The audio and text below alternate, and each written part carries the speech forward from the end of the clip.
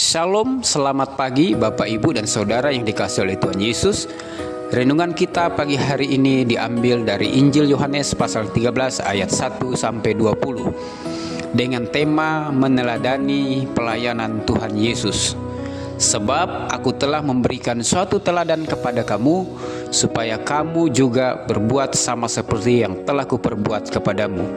Yohanes 13 ayat 15. Topik Yohanes 13 ayat 1 sampai 20 adalah Tuhan Yesus membasuh kaki murid-muridnya.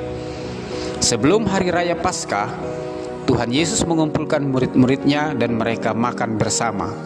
Yohanes 13 ayat 2. Di tengah situasi kebersamaan Yesus dengan murid-muridnya, ada iblis yang membisikkan sesuatu kepada Yudas Iskariot untuk mengkhianati Yesus. Yohanes 13 ayat 2.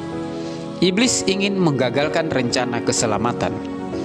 Tuhan Yesus tetap mengasihi murid-muridnya walaupun mereka banyak kekurangannya, termasuk kurang mengerti rencana keselamatan yang akan digenapi dalam diri Tuhan Yesus.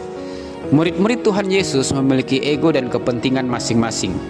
Sering ego mereka muncul ke permukaan dan bertentangan dengan kehendak Tuhan. Walaupun demikian, kasih Tuhan Yesus tak pernah luntur pada mereka, dan Tuhan Yesus selalu mengoreksi mereka baik melalui kata-kata dan teladan kehidupan. Sama seperti Ia senantiasa mengasihi murid-muridnya, demikianlah sekarang Ia mengasihi mereka sampai kesudahannya. Yohanes 13 ayat 1b. Kasih Tuhan Yesus terhadap murid-muridnya dibuktikan dengan pelayanan yang Yesus lakukan terhadap mereka. Ia menanggalkan jubahnya, Ia mengambil kain lenan dan mengikatkan pada pinggangnya, dan Yesus membasuh kaki murid-muridnya. Tuhan Yesus memberikan teladan pelayanan kasih dan hati seorang hamba.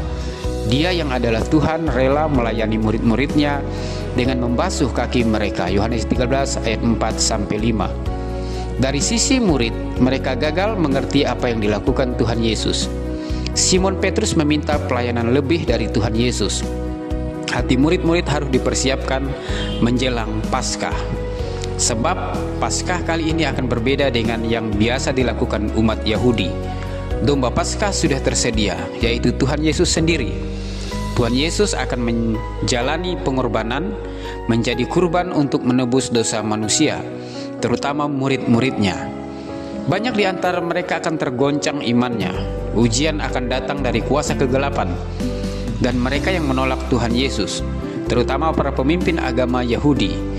Yesus tahu apa yang terjadi dengan para muridnya. Tuhan Yesus mengasihi mereka sampai kesudahannya.